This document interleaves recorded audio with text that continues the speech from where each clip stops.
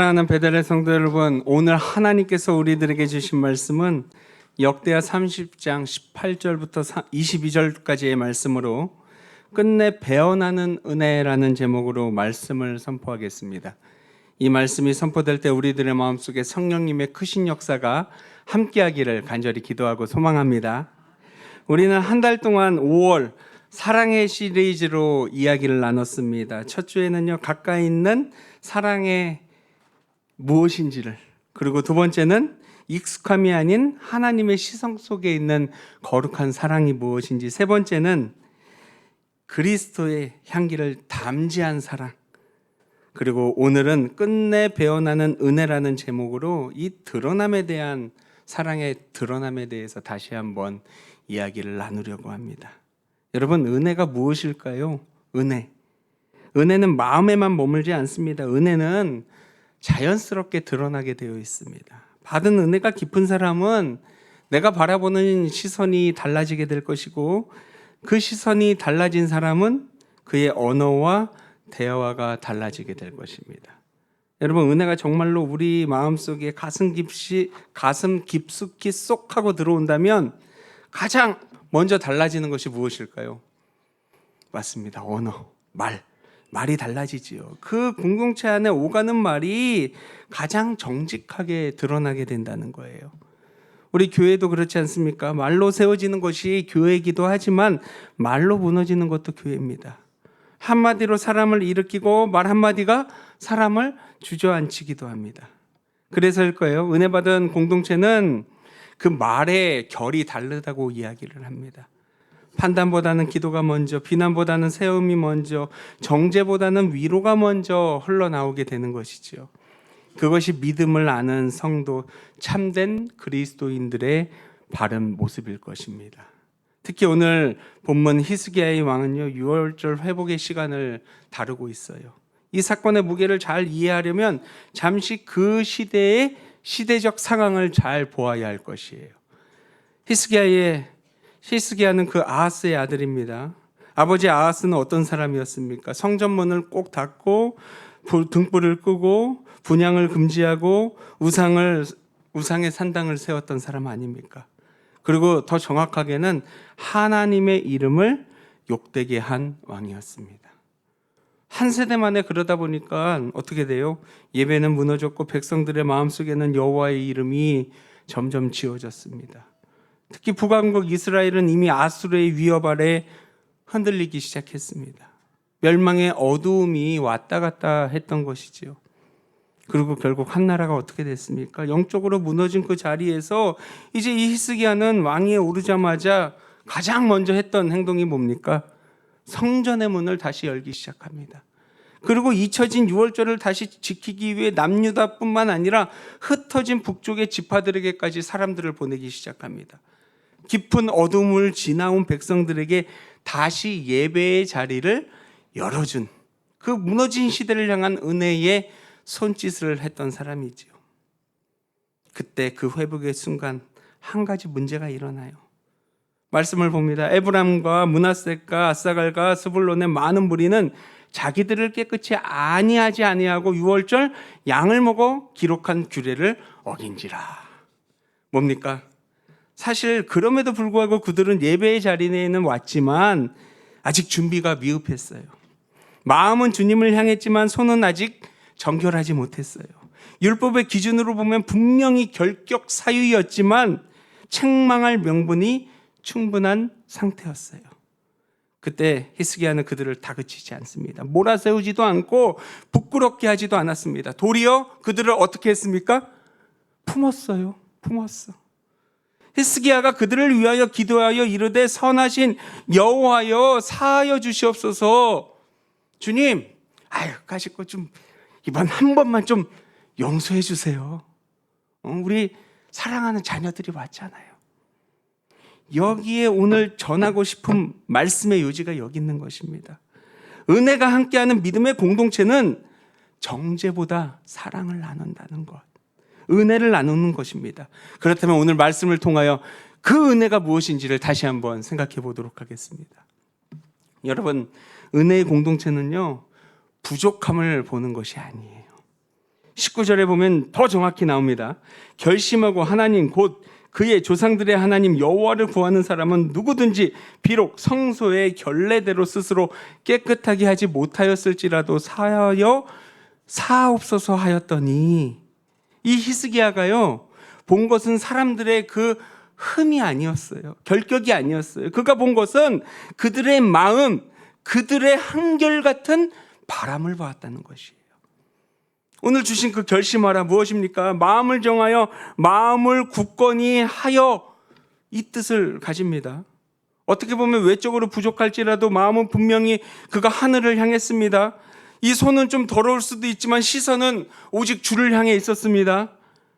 행위는 미숙할지라도 그의 갈망은 진실했습니다. 히스기야의 바라보은 오직 그 마음의 중심을 바라봤다는 거예요. 결과가 아니라 그들의 온전한 바라봄, 이것이 바로 은혜의 거룩한 시선이었습니다.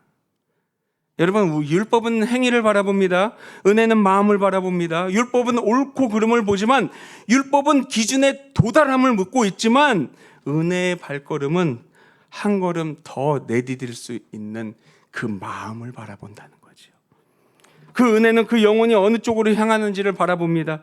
다윗이 사무엘에게 받은 것이 무엇이, 말씀이 이것 아닐까요? 여호와께서 중심을 본다고 이야기했었어요. 사람은요 보이는 것에만, 그렇지만 하나님은 보이지 않는 그 우리들의 심성과 마음의 결을 본다는 거예요. 그리고 은혜의 공동체는 하나님의 시선, 하나님의 눈을 닮아갑니다. 은혜의 공동체는 사람의 부족함만을 바라보지 않습니다. 문제를 알고는 있지만 그 문제를 걸러내지 않습니다. 연약함은 알지만 그 연약함을 쉽게 포기하지 않습니다. 교회는요 완전한 자들이 아니라 부족한 사람들이 오는 곳 아닙니까? 교회 안에서 다른 이들이 부족함을 예수 그리스도의 사랑으로 채워 넣는 곳이에요. 그리스도 앞에서 무릎 꿇는 곳입니다. 서로를 단정하는 곳이 아니라 규정치 말아야 할 것이고 판단하는 곳이 아니라는 것이지요. 사실 교회는 다양한 사람들이 있지 않습니까? 오래 믿어서 깊은 사람도 있고, 다시 시작하려는 사람도 있고, 묵묵히 섬기는 자도 있고, 서투른 사람도 있고, 상처를 이겨낸 사람도 있고, 그 상처 속에 머무른 자도 있고, 모두가 다른 자리에 다 앉아 있어요. 그런데 은혜의 그릇으로 보면 다른 기도가 나오게 되죠. 그리고 은혜로 바라보면 그 기도 속에 모두가 사랑의 손을 내밀 수밖에 없게 만들어져 있습니다. 믿음의 공동체, 평가하는 곳이 아니에요. 하나님께서 그 사람을 어떻게 빚어 가시는지를 기다리는 곳 아닙니까? 그래서 오늘 이 자리를 보면서 우리는 하나님의 마음을 다시 한번 바라봅니다. 주님은요 우리의 미숙함을 바라보지만, 주님은 그 영혼 안에 심어놓은 은혜의 씨앗을 바라보시는 나의 하나님. 저는 우리 목포 베델교회가 이런 은혜의 공동체가 되기를 소망합니다. 부족함을 보되 포기하지 않고, 연약함을 보되 문제를 소문으로 일으키지 않고, 기도로 품어 안아줄 수 있는 따뜻한 믿음의 공동체. 그것이 이 히스기야가 보여준 길이고, 무엇보다 우리 예수 그리스도께서 먼저 보여주신 그 모습 아닙니까? 두 번째는, 은혜의 공동체는요 정죄보다 중보가 먼저였습니다. 히스기야의 기도를 다시 한번 들여다봅니다. 선하신 여호와여 사하여 주시옵소서. 주님, 주님, 주님 용서하여 주시옵소서. 이 짧은 한마디가 이 공동체의 삶을 뒤바꿔 버렸습니다. 그는 무엇을 의지했습니까? 사람을 의지했습니까? 아니에요. 완전함도 내세우지 않았습니다. 오직 하나님의 선하심을 믿고 의지했습니다. 선하신 여호와를 믿고 의지했습니다. 이게 얼마나 멋지고 아름답습니까? 이 부름이. 사실 이 부름을 보면 출애굽기 34장의 설교 말씀과 성경의 말씀과 동일한 것을 느끼게 됩니다. 여호와라, 여호와라, 자비롭고 은혜롭고 노하기를 더디하고 인자와 진실이 많은 하나님이라. 여러분, 하나님께서 자신의 입으로 친히 선포하신 그분의 뜻, 바로 이것 아닙니까? 히스기야 이 히스기야 그 백성들의 약점이 사실 지금 상황에서도 강한 것으로 변한 것도 아니었고 하나님을 온전히 의지했을 뿐이에요. 하나님의 인자하심을 의지했을 뿐, 그것이 진정한 중보의 힘이었습니다. 여러분, 중보는요, 나의 자격을 증명하는 그런 길이 아니에요. 나 뭐 했다 하고 자랑하는 그 시간이 아니에요. 내가 기도 1시간 했다, 나 2시간 했다, 자랑하는 시간이 아니에요. 중보는요, 그 영혼을 그분 앞에 데리고 가는 우리의 모습이에요. 중보는 사랑입니다. 남의 이야기를 함부로 입에 올리는 게 아니라 기도 제목으로 내 가슴 속에 온전히 품는 것이 중보라는 것입니다. 또 중보는 믿음입니다. 내가 그 사람을 고칠 수 있을까요? 없을까요? 없어요. 우린 할 수 없어요. 그렇지만 그것을 인정하고 그 영혼을 고칠 수 있는 그분의 손에 맡기는 것, 그것이 믿음이지 하나님에 대한 깊은 신뢰라는 것입니다. 교회 공동체 건강은요, 문제가 생길 때 얼마나 입을 빨리 여느냐가 아니라 누가 먼저 무릎을 꿇느냐, 그 공동체의 영성이 드러나게 됩니다. 연약함이 드러날 때 지적이 아니라 얼마나 진실하게 마음과 정성을 다하여 중보하는가가 그 공동체의 깊이를 드러나게 만드는 것입니다. 여러분, 말이라는 것이요, 기도가 없는 말은 쉽게 칼이 됩니다. 은혜가 없는 충보는 짐이 됩니다. 사랑 없는 말은 그 사람을 살리지 못합니다. 옳은 말이라고 다 살릴 수 없게 되는 거예요. 여러분 보십시오. 제 배를 보십시오. 목사님 살 좀 빼십시오. 근데 기도하면서 해주셔요. 왜? 그러면은요, 속상해가지고 잠을 못 자요. 근데 목사님 기도할게요. 하나님께서 우리 목사님 뱃살에 있는 그 디톡스가 쑥쑥 빠질 수 있게 해주십시오. 그렇게 기도하면 어떻게 될까요? 듣는 저도 어쩔 수 없이 목사니까 아멘 하면서. 여러분, 옳은 말도 그 안에 기도와 영이 없으면 사람을 찌를 수 있는 무기가 되는 거예요. 근데 기도의 말은 달라요. 기도가 함께하는 언어에는 따스함이 있습니다. 기다림이 있습니다. 살리려는 사랑에 그 결이 있다라는 거예요. 같은 겉면도 사람을 다르게 만져준다는 거예요. 그래서 우리 교회는요, 말이 많은 공동체가 아니라 깊이가 깊은 기도의 공동체가 돼야 합니다. 서로에 대한 평가보다 위로를 위한 그런 중보가 되어야 합니다.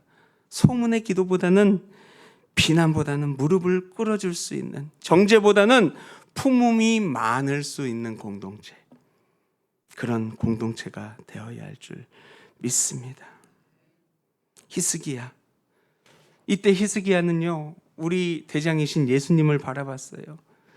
히스기야가 백성을 위해 기도했다면 어떻게 됐습니까? 예수님은 우리 자신을 위해 기도해 주었습니다. 히스기야가 입술로 기도했다면 주님은 친히 자신의 피로써 죄인을 살리셨어요. 히스기야가 부족한 백성을 하나님께 맡겼다면 지금 이 순간 주님은 우리를 위해 끊임없이 중보하셨다는 것이죠.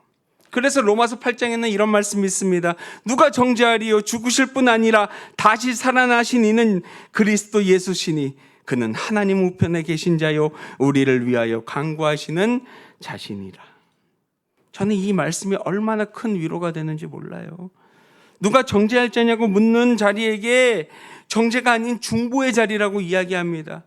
우리의 모든 부족함, 우리의 실패, 흔들림 앞에 주님의 중보가 먼저 있었다는 것이에요. 우리가 무너지기 전에 그분의 기도가 있었고 회복하기 전에 그분의 간구가 있었지 않습니까? 여러분, 이 교회는요, 주님의 중보 위에 세워졌어요. 주님의 중보를 받은 사람들이 모여서 그 중보 덕에 지금도 서 있는 사람들이 모인 자리가 교회 아닙니까? 그러니 우리는 서로를 향한 중보의 공동체가 되어야 할 것입니다. 그리고 받은 은혜의 흐름을 우리 사이로 흘려줄 수 있는 사람들이 되어야 돼요. 그러면 우리의 언어가 달라지고 우리의 마음이 달라지고 앞으로의 마음의 결이 하나님을 닮아갈 수 있는 사람으로 변하게 되는 것입니다. 제가 예전에 국민일보를 봤는데 이런 예화가 하나 있었던 것 같아요. 뉴욕에 있는 경찰관 스티븐 맥도날드 이야기입니다. 맥도날드는 햄버거인데 그렇죠? 근데 하여튼 이름이 맥도날드래요. 그는 10대 강도가 쏜 총에 맞아서 전신마비가 됐대요. 경찰관이 총이 빵 쐈는데 맞았으니 어떻게 돼요? 전신마비가 되면 어떻게 되냐면 먹는 것도 소화가 될지 안 될지 모르겠어요. 근데 여기만 움직이고 이 아래로는 제대로 움직이지 못하는 거예요. 그러면서 얼마나 힘들었냐면 하루아침에 그는 무너졌고 분노와 고통의 시간을 보냈는데 무려 14년 만에 나를 쏜 사람을 만난 거예요. 누구한테 물어보지? 권사님, 내가 우리 권사님한테 물어보면은 저 편하니까 권사님 어떨 것 같아요? 인간적인 마음으로 편하게. 답은 없어요. 죽이고 싶어요. 내가 그 얘기하고 싶었어. 저라면은요 가만두지 않을 것 같아요. 꽁꽁 묶어가지고 가만두지 않을 것 같아요. 근데 난 어떻게 할 수가 없어. 근데 그 경찰관은요 14년 만에 자신을 총에 쏜 그 가해자를 만나자마자 용서했대요. 여러분, 용서는요 상처가 없다라는 말이 아니에요. 아픔이 가벼워졌다는 뜻도 아닙니다. 용서는 내 영혼을 미움의 감옥에 가두지 않는 것이 믿음이라는 것이에요. 교회도 그렇지 않습니까? 상처가 있을 수 있어요. 오해도 있을 수 있어요. 그러나 은혜 받은 공동체는 상처를 정죄로만 흘려보내지 않는다는 거예요. 마음으로 굳어질 마음을, 미움으로 굳어진 마음을 기도로 바꾸는 것이고, 원망으로 다칠 입술을 중보로 바꾸는 것이고, 그리고 우리 주님의 중보로 살아난 사람들이 바로 우리 아닙니까? 그러므로 우리는 그 누군가를 벼랑 끝으로 밀어내는 사람이 아니라 하나님 앞으로 데려갈 수 있는 믿음의 백성들이 되도록 노력해야 할 것입니다. 그런 공동체가 되길 원합니다. 서로를 보듬을 수 있는 공동체, 그 영혼을 위해 엎드리는 공동체. 주님, 나를 붙들어 주소서. 내가 함께 기도하며 이제 나아갈 터이니 주님, 그런 공동체가 되게 하소서라고 기도할 수 있는 저와 여러분들이 되기를 소망합니다. 또한 은혜의 공동체는요 위로와 감사로 다시 세우게 돼요. 히스기야가 하나님께 기도할 때 주님이 뭐라 그러셨어요? 여호와께서 히스기야의 기도를 들으시고 백성을 고쳤더라. 놀라운 일이 일어났어요. 하나님이 들으시고 하나님이 고치셨어요. 원어로는 라파라고 합니다. 우리가 기도할 때 이렇게 기도하죠. 여호와 라파, 라파 치유의 하나님이세요. 히브리어로 라파, 단순히 그 죄를 묵인하지 않고 치료하셨어요. 영적인 상처를 고치셨고 마음의 갈라짐을 고치셨고 그 공동체의 균열을 치유하셨습니다.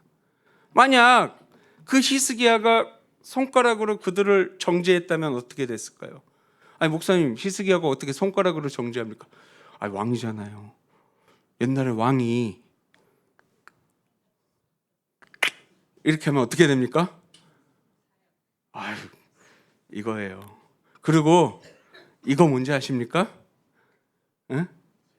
감옥으로 보내는 거예요.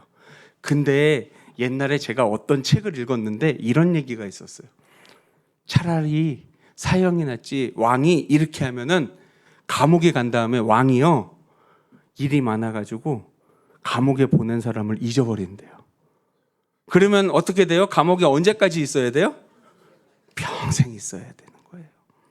근데 그는 손가락으로 그들을 멸하지 않았어요. 만일 손가락으로 그들을 정죄했다면 그 백성들은 부끄러움 속에서 흩어졌을지도 모릅니다. 그가 그들을 몰아세웠다면 예배는 두려움의 시간으로 변했을지도 모릅니다. 그 순간부터 회복의 자리가 다시 갈라짐의 자리로 변했을지도 몰라요.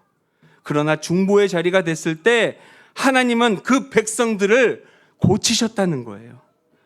무너진 예배의 자리를 고치셨고 상한 마음을 고치셨고 흩어진 공동체를 고치셨다는 거예요.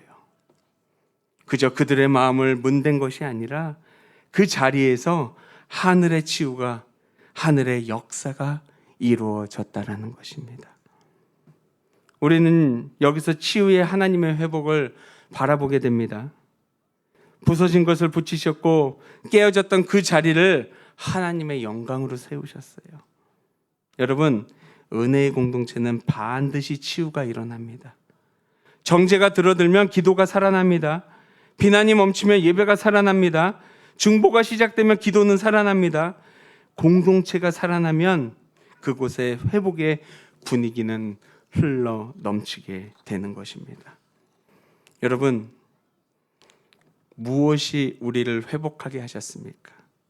무엇이 우리를 은혜의 자리로 만드셨습니까? 저는 이런 생각을 해요. 사랑하는 우리 목포 베델교회, 하나님께서 지금까지 지켜주신 것, 그 이유는 바로 내 옆에 있는 사람들이 있었기 때문이에요. 서로 사랑하고 존경하고 주님을 바라보는 그 마음이 있었기 때문 아닙니까? 은혜의 공동체, 바로 내 옆에 있는 사람들이 있었기에 가능한 것이었습니다. 자, 우리 옆에 분들을 한번 바라볼까요? 큰일 났네요. 부부가 있으면 큰일 납니다. 자, 따라하시기 바랍니다. 수고하셨습니다. 감사합니다. 고맙습니다. 덕분에 예배가 아름다워졌습니다. 여러분, 보이지 않는 헌신을 하나님께서 기억하셔요. 그리고 지금 우리가 한 이 몇 마디가 우리 교회를 따스하게 만들 것이에요. 그래서 오늘 말씀 마지막에도 이렇게 이야기합니다. 22절에 보면 그의 조상들의 하나님 여호와께 감사했더라. 여러분, 모든 것의 끝은 감사로 나가야 돼요. 부족함의 자리, 책망의 자리, 정죄의 자리, 끝내 사랑이라는 단어 하나로 감사의 자리로 닫혀야 한다는 거예요. 이것이 바로 은혜의 능력입니다. 은혜는 두려움을 감사로 바꾸고요, 수치를 영광으로 바꾸고 부족함을 예배의 자리로 바꾸는 거예요. 오늘 말씀을 정리합니다. 여러분, 은혜는 끝내 배어납니다. 우리 따라해 볼까요? 은혜는 끝내 배어납니다. 숨길 수도 없고 가둘 수도 없어요. 히스기야의 그 한마디, 선하신 여호와여 사옵소서, 이 짧고 굵은 그 절실한 기도가 부족함의 자리를 찬양의 자리로 바꿀 것이고 책망의 자리를 감사의 자리로 바꿀 것입니다.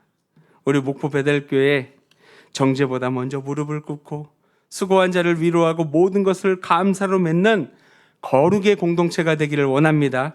그리고 그 끝내 베어내는 그 은혜가 우리 가운데 잔잔히 흐를 수 있는 주님의 향기로 나아가기를 간절히 축원합니다. 우리 함께 찬양 드립니다. 나 주님의 기쁨 되기 원하네. 우리 함께 찬양 드리겠습니다.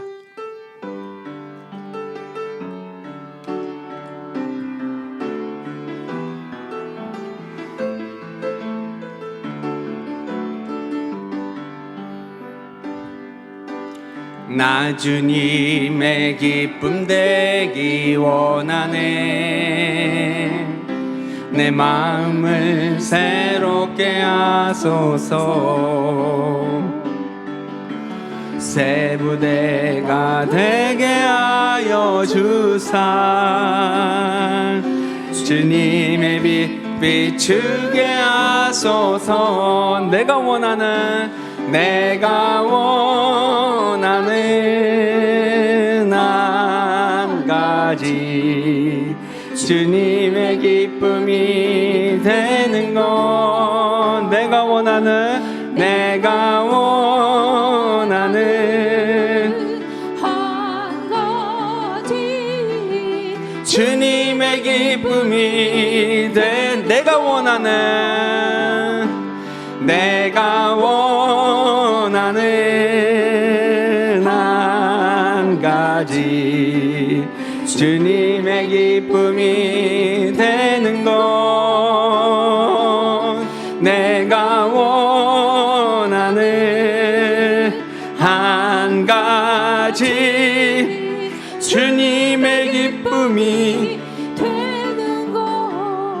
우리 두 손을 모으시고 진정히 기도하기를 소망합니다. 나는 지금 누군가의 부족함보다 그 마음의 방향을 먼저 보고 있는지, 나는 지금 정죄의 말보다 중보의 기도를 먼저 드리고 있는지, 나는 지금 수고한 사람을 위로하고 모든 끝을 감사로 맺고 있는지, 이 시간 마음으로 주님의 마음을 알아보기를 간절히 기도하고 소망합니다.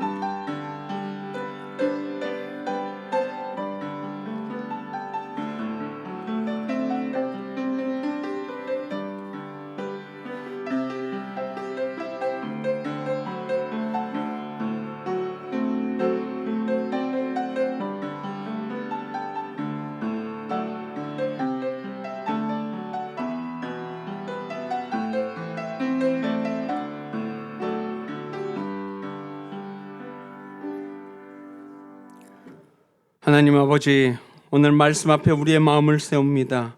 우리는 너무나도 쉽게 사람의 부족함을 먼저 보았습니다. 연약함을 품기보다 판단했었고, 상처를 덮기보다 말로 키울 때도 있었습니다. 주님, 우리를 용서하여 주시옵소서.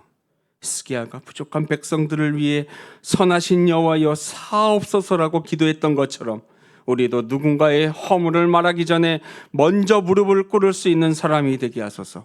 정죄보다 중보가 먼저 나오게 하시고, 비난보다 세움이 먼저 흐르게 하시고, 차가운 판단보다 따뜻한 위로가 우리의 입술과 마음에 배어나오게 하여 주시옵소서.